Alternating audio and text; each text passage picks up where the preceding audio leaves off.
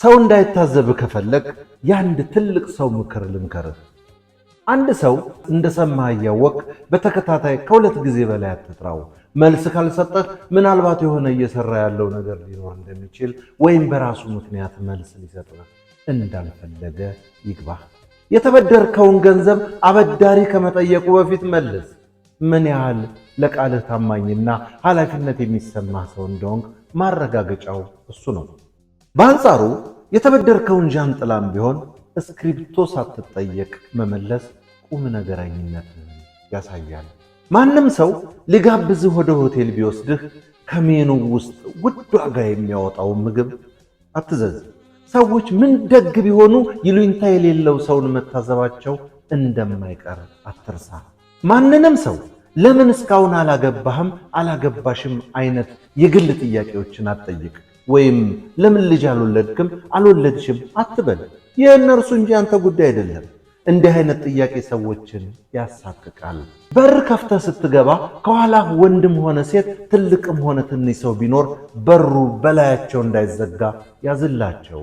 ለሰዎች ትህትና ማሳየት አንተን ያስከብር ይሆናል እንጂ ትንሽ አያደርግህም።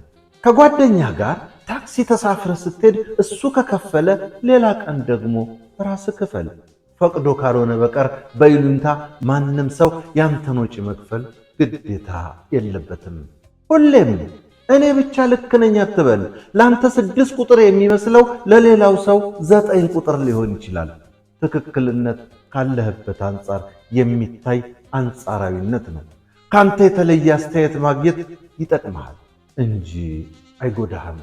ሰው ሲናገር እስኪጨርስ ጠብቅ እንጂ አታቋርጥ። አንድ ሰው ለማለት የሚፈልገውን ሳይጨርስ አስተያየት መስጠት ወደ ስህተት ሊመራህ ይችላል። በሰዎች ላይ በቀልድ አታሾፍ። በተለይ ሹፈቱን ካልወደዱት ወዲያውኑ አቁም። እንዲህ ያለውን ነገር አለመድገም ለሰዎች ስሜት ምን ያህል እንደምትጠነቀቅ ማሳያ ነው። ሁሌም ሰዎች በጥያቄ መሰረት ከረዱ በኋላ አመሰግናለሁ ማለት ይልመድብህ። ሰዎችን በአደባባይ አመስግን። የሚታረም ነገር ካላቸው ቀስ ብለህ በግላቸው ንገራቸው እንጂ በሰው ፊት አታሳጣቸው። ለመሻሻል የሚጠቅማቸው ይህንን ማድረግህ ነው። ማንንም ሰው ክብደቱን በተመለከተ አስተያየት አትስጥ። ምናልባት ጥሩ ለብሶ ወይም ለብሳ ካየህ ዛሬ ዘንጠሃል ወይም በጣም ታምሪያለሽ ብቻ በል። ሰዎች ስለ ውፍረታቸውና ስለ ቅጥነታቸው ከፈለጉ ራሳቸው ይናገሩ እንጂ ያንተ አስተያየት ሊያበሳጫቸው ይችላል። ሰዎች በስልካቸው ላይ ፎቶ እንድታይ ሲሰጡህ ያሳዩህን ብቻ አይተህ መልስ። ሳይፈቀድልህ ወደ ቀጣዩ ፎቶ አትሂድ። በድንገት የግልና ማንንም እንዲያዩ የማይፈልጉትን ፎቶ አይተህ ቅር ልታሰኛቸው ትችላለህ። አንድ የሥራ ባልደረባ ሐኪም ጋር ቀጠሮ አለኝ ካለህ ምንህን አሞህ ነው ብለህ አትጠይቅ። ደህና እንደሆንክ ተስፋ አደርጋለሁ ብቻ በል። የሰዎችን ግላዊነት አክብር። በመስሪያ ቤትህ ሥራ አስፈጻሚ የሚሆን ጽዳት ሠራተኛ ሁሉንም ሰው በአክብሮት ጥራ። ብዙዎች ለሁሉ ትሑት ነው የሚሉትን ሰው አብልጠው እንደሚወዱና እንደሚያቀርቡ እወቅ። ከሰው ጋር እያወራህ ሳለ በፍጹም ስልክህን አትመልከት። ይህ ለሰውየው ያለህን ንቀት ማሳያ ነውና ይቀየማል። ለሰው ምክር መስጠት ያለብህ ከጠየቀህ ወይም ከፈለገ ብቻ ነው። አንዳንድ ጊዜ ሰዎች አብዝቶ የሚመክራቸውን ሰው አይወዱም። ያነሱ መስሎ ሊሰማቸው ይችላል። የሰውን ዕድሜና ደሞዝ አትጠይቅ። ራሱ ማውራት ካልፈለገ በቀር ሰው መናገር ከማይፈልጋቸው ነገሮች ዋናዎቹ እነዚህ ናቸው።